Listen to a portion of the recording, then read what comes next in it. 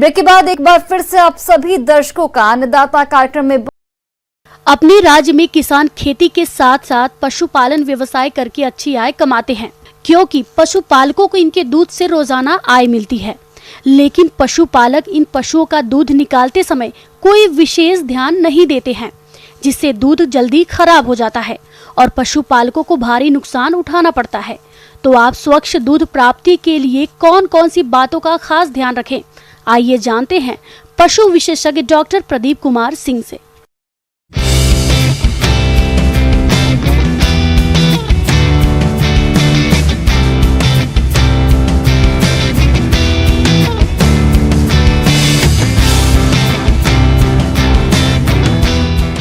हमारा जो मुख्य विषय आज है ये है कि स्वच्छ दुग्ध उत्पादन कैसे किया जाए। देखिए, दुग्ध एक ऐसा पदार्थ है, वो जैसे ही हम गाय या भैंस से निकालते हैं वैसे ही उसमें बहुत सारे संक्रमण की संभावना बन जाती है। सबसे पहले तो हम ये देखें कि जिस पशु से हम दूध निकाल रहे हैं वो खुद एक संक्रमण का कारण बन सकता है, क्योंकि अगर वो बीमार पशु है तो वहाँ से भी संक्रमण हमारे दूध में आएगा। इसके अलावा जैसे अगर साफ नहीं है, दूषित है, वहाँ गोबर लगा है, मूत्र लगा है, तो उससे क्या होगा, या मिट्टी लगी है, उससे क्या होगा कि वो गोबर मूत्र या मिट्टी जो थन पे लगे हुए हैं उनसे भी संक्रमण आने की पूरी संभावना है। फिर जो दूधिया है, जो दूध निकाल रहा है, अगर उसका हाथ साफ नहीं है, उसने हाथ साफ नहीं किया है दूध निकालने से पहले, अच्छे से नाखून वगैरह काटे नहीं हैं, तो भी संक्रमण की पूरी संभावना बनती है। फिर इसके अलावा जो बर्तन है, जिस बर्तन में दूध निकाला जा रहा है, उस बर्तन का साफ या स्वच्छ होना बहुत ज़रूरी है। गंदे बर्तन में अगर हम दूध निकालेंगे तो कैसा भी दूध हो वो संक्रमित हो जाएगा। गांव में अधिकतर परिवारों में दुधारू पशु पाले जाते हैं। हालांकि दुधारू पशु पालना एक बात है और स्वच्छ दुग्ध उत्पादन अलग बात। स्वच्छ दुग्ध उत्पादन से हम दूध को जल्दी खराब होने से बचा सकते हैं, जिनका सीधा संबंध आर्थिक लाभ से है। स्वच्छ दुग्ध उत्पादन में सिलसिलेवार हमें करना क्या चाहिए, तो हमें सबसे पहले बाड़े की सफाई करनी चाहिए दुहान के पहले, ताकि बाड़ा या उसके आसपास का जो वातावरण है वो दूषित ना रहे, साफ सुथरा रहे। फिर जानवर क्या है कि हम कई बार देखते हैं पूंछ इधर उधर फटकता रहता है या फिर और दूसरी एक्टिविटी करता रहता है, तो उसमें फिर हमें पूंछ वगैरह बांध के या पूंछ वगैरह साफ उसकी रखनी चाहिए।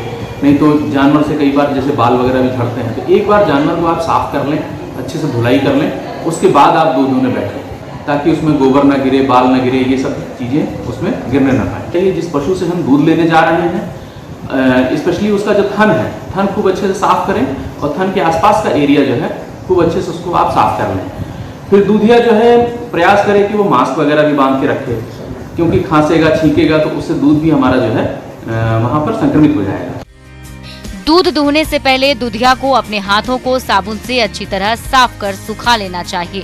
हाथ के नाखून समय समय पर काटते रहें। स्वच्छ और कसे कपड़े पहने और सिर को टोपी द्वारा ढक कर रखें, ताकि कोई बाल आदि दूध में ना गिरे।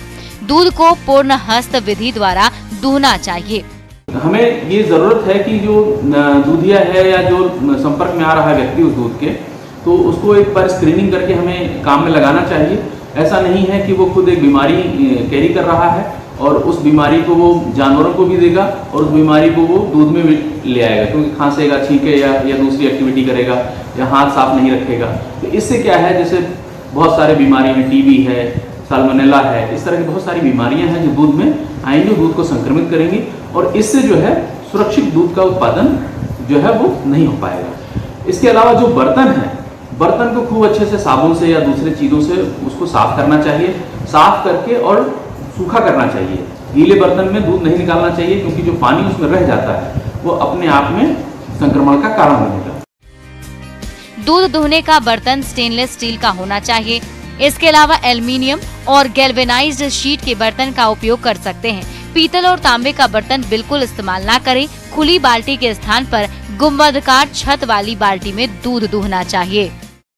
इसके अलावा जैसे ही हमको लगता है कि हमने स्वच्छ दूध जो है जानवर से ले लिया है, तो अब उसको हमें अच्छे से रखने की ज़रूरत पड़ती है। तो इसके लिए हमें सबसे ज़रूरी है कि उसको तुरंत हमें टेम्परेचर, लोअर टेम्परेचर पे उसको रखा जाए, चिलिंग टेम्परेचर जिसको हम बोलते हैं। तो 8 डिग्री के नीचे तुरंत हमको उसको चिल करना पड़ता है। चिलिंग टेम्परेचर जो 4 डिग्री या उसके आसपास जो रहता है, 4+-1 जो टेम्परेचर है, उसको सबसे उपयुक्त माना गया है दूध को रखने के लिए। इसीलिए हम देखेंगे कि जहाँ पर दूध का उत्पादन अच्छा है वहाँ लोग BMC बल्क मिल्क कूलर जो है उसकी व्यवस्था रखते हैं। फिर अगर दूध हम स्वस्थ पशु से भी लें तो कच्चा दूध इस्तेमाल में नहीं करना चाहिए, और दूध को हमें कैसे पास्चराइज करने के बाद ही इस्तेमाल करना चाहिए। तो इन सभी छोटी छोटी बातों को अगर हम ध्यान में रखेंगे तो स्वच्छ व सुरक्षित दूध का उत्पादन कर सकते हैं।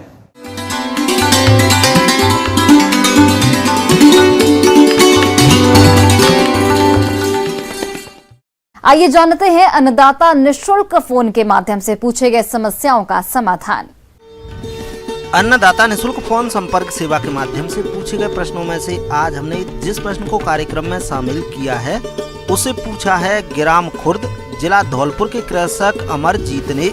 आप परवल की खेती के बारे में संपूर्ण जानकारी चाहते हैं तो अमरजीत जी, आपकी जानकारी के लिए प्रस्तुत है कार्यक्रम का ये अंश।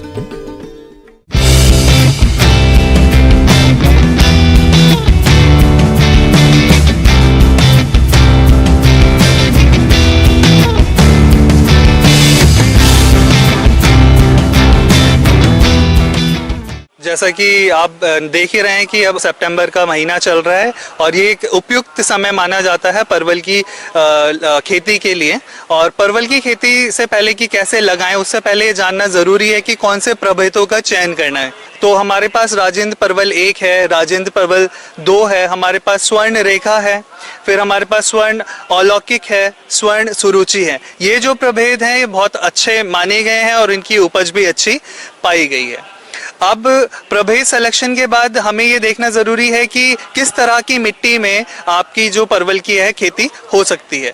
तो परवल की खेती हमें हमेशा जो बलुई दोमट मिट्टी होती है उसमें करनी चाहिए। वैसे हर प्रकार की जो मिट्टी है उसमें हो जाती है, बस हमें ये ध्यान रखना चाहिए कि जल निकास की वहाँ पर व्यवस्था होनी चाहिए। परवल को उगाने से पहले खेत में कम से कम 3 जुताई करनी चाहिए। खेत की जुताई करने के बाद पाटा जरूर लगाएं। अगर हम परवल को ऊंची भूमि पर बो रहे हैं तो 30 × 30 सेंटीमीटर का गहरा गड्ढा खोद लें। परवल का उत्पादन जड़ों की कटिंग करके रोपाई की जाती है। परवल की रोपाई जड़ों की संख्या के आधार पर होती है। इसके लिए प्रति हेक्टेयर 2500 से 3000 जड़ों के टुकड़ों की जरूरत होती है। परवल की जड़ों के टुकड़े की लंबाई 1 से 1.5 मीटर की होनी चाहिए। समतल भूमि पर इसकी जड़ों को 3 से 5 सेंटीमीटर का गहरा गड्ढा खोदकर बोया जाता है, जबकि गड्ढों या नालियों की मेढ़ों पर इसे 8 से 10 सेंटीमीटर की गहराई पर बोया जाता है। जब आप लगा लेंगे तो आपको उसमें थाला बनाना चाहिए। पौधे के अराउंड में पेरिफेरी में 1 फीट के आकार का आपको थाला बना लेना चाहिए ताकि आपकी जितनी भी पोषक तत्व हैं उसमें दिए जा सकें। अगर मैं पोषक तत्व की बात करूं, अगर पोषक तत्व की बात करें तो सबसे पहले हमें प्रति थाला जो देना है वो हमें 20 ग्राम DAP देना है। फिर 200 से 250 ग्राम नीम की जो खल आती है वो हमें उसमें देनी है, और 1 किलो आपकी जो गोबर की खाद होती है वो हमें उस थाले में मिला देनी चाहिए। परवल का अच्छा उत्पादन प्राप्त करने के लिए परवल की बुआई से पहले अपने खेत में सड़ी हुई गोबर की खाद की 20 से 30 टन की मात्रा को मिला दें। इसके अलावा 50 किलो नीम की खली और 50 किलो अरंडी की खली को आपस में मिलाकर खेत की मिट्टी में मिला दें। इन सभी खादों के मिश्रण को खेत में मिलाने के बाद जुताई कर दें और फिर परवल की रोपाई करें। देखिए, जो आपका परवल है इसमें जो नर और मादा जो फूल है वो अलग अलग पौधे पर आता है, तो इसका भी हमें ध्यान रखना है कि जो हमारा नर और मादा का जो रेशो है वो 1:19 या 1:20 होना चाहिए। तो इसका ध्यान आप जरूर रखें। बहुत सारे जो किसान लोग हैं वो अगर बीज के थ्रू आपका परवल लगाते हैं तो उसमें यही समस्या होती है कि उसमें जो नर या फिर मादा उसके जो पौधे हैं वो अधिक हो जाते हैं। तो इसीलिए हम जो मचान वाली विधि है जिसमें कि हम लताएं यूज करते हैं आपके बोने के लिए, उसमें ये हम इंश्योर कर सकते हैं कि 1 नर और 20 मादा के पौधे का जो हमें अनुपात है वो मेंटेन करना चाहिए। परवल की खेती में मिट्टी की नमी के अनुसार सिंचाई करनी चाहिए। कटिंग या जड़ों की रोपाई के बाद यदि मिट्टी में नमी हो तो हल्की सिंचाई करनी चाहिए। इसके अलावा बारिश के मौसम में जरूरत पड़ने पर ही सिंचाई करें। सिंचाई करने के बाद जल निकासी का उचित प्रबंधन होना चाहिए। खरपतवारों की रोकथाम। जब लताएं ऊपर की ओर फैलती हैं तो अनचाहे उगे हुए खरपतवार की निराई गुड़ाई कर देनी चाहिए। ठंड का मौसम समाप्त होते ही पौधे की जड़ों के पास निराई गुड़ाई करके मिट्टी गीली करके पोली कर देना चाहिए। ऐसा करने से खरपतवार पर नियंत्रण पाया जा सकता है। फिर अगर हम देखते हैं कि जब कल्ले निकलने शुरू हो जाते हैं, जो फ्रेश कल्ले होते हैं आपके परवल के, वो अगर निकलने शुरू हो जाते हैं तो फिर हमें मचान बनाने की तैयारी शुरू कर देनी चाहिए। फिर उसके साथ साथ एक मचान से दूसरे मचान के बीच में हमें 50 सेंटीमीटर का जो रास्ता है वो भी छोड़ना चाहिए, ताकि आपकी जो दवा छिड़कने का जो मतलब रास्ता है वो वहां से मिल पाए। जो भी अलग सस्य क्रियाएं हैं वो भी हमारी उसके थ्रू हो पाए।